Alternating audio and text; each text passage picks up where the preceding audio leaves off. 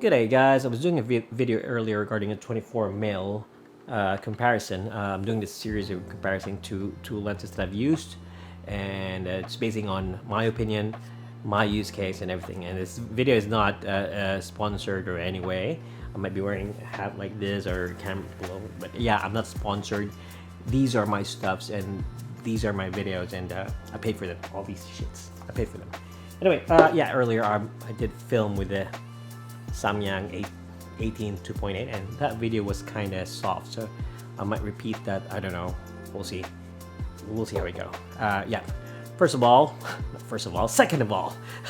all these all these videos are not prepared. I don't have a script for it. I just wing it and just look in front of the camera, and I have an idea, just go record myself. So this is what we have. Enough blabber. We're gonna talk about the 35 1.8, which is the Sony 35 1.8 and the Sony G Master 35 1.4. So initially, when I started shooting with Sony, I got the 35 1.8. Was it? Yeah, I think I did. No, I didn't. No, I got this later. Sorry, guys. Just want to be accurate. So I got this later, and yeah, this is a very good lens. This is it focuses good. It's a 1.8 aperture. It's so tiny. It works with small cameras. I use it with my A7C original, and I'm using it with my A7C II and all my other cameras here when I'm doing video. So this lens is pretty good. If you can see Gerald London or any other vloggers out there, right? This does good with video, and at the same time also it does not focus breathe that much. I haven't checked it, I haven't tested it, but I notice it. So yeah, a lot of people has already done tests, and you know where to look. But anyway, this lens is very good. The thing is, when I'm doing photography, I'll prefer the shallow depth of field. So I've been forcing myself to use this lens, but I really was looking into the G Master. So I think I got G Master first. I forgot mine, but I think I have. I don't know. I just never mind. Anyway, I have the G Master 35 1.8, and I'm a 50mm shooter. I tried to use this, and this is a very good lens. It's very good with photos. It's sharp. The depth of field is so good. And if you have this, like, this is the holy grail of lenses. But the thing is, I also do videos, and I do both, yeah, for a company or for me. And what I've noticed is that if I use this for videos, this focus breathes. But I don't care about focus breathing. I don't do rack. I don't care about focus breathing that much. But this is a bit heavy if you compare it to this.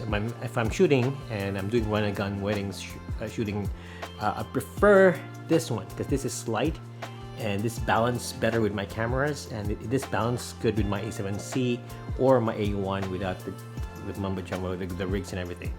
This one is a very good lens, but I prefer using this for photos. So if you want to ask me if I didn't have any of these lenses and I want to buy a lens at 35mm, there's an option for Sigma f2. There's Sigma 1.4, but I've used this too. If I had the money, I'll definitely purchase this first because this is a G Master. It's very good. The focusing is so good. But if I'm on a budget and I'm okay with 1.8, I'm gonna get this. So yeah, setting everything aside, like a lot of people have answers that are not clear. For me, if I'm gonna buy a 35mm, I don't have any lenses and I don't have much budget, I'm just gonna try to go for this. And if I can't afford this, if I can't do it, like, might as well get this. This is a good lens also.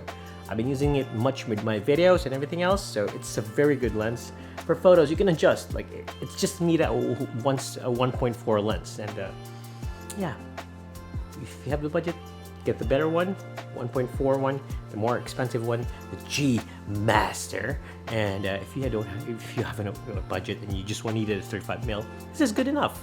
You're not gonna feel like you've not bought the best lenses. Anyway, I don't know my point is, but yeah, I'm just comparing the two. This one's heavier, this one's sharper. This one is good with photos. This one is good enough. This is light. This focus is good, very good with videos. So yeah, and if I'm to choose, I'll get this, of course. But anyway, up to you guys. Just a recommendation and what I think. If you have any questions, any other concerns, or any other like silly questions or anything, just put it in the comments below. I might answer them, or I might delete them if it's a bad question, or like you try to harass me or anything. But yeah, that's it. So yeah, take care. I think I prefer this lens when it's dialed correctly. I used the 24 earlier, and yeah, I think I'm back to the wide era and want to use this lens.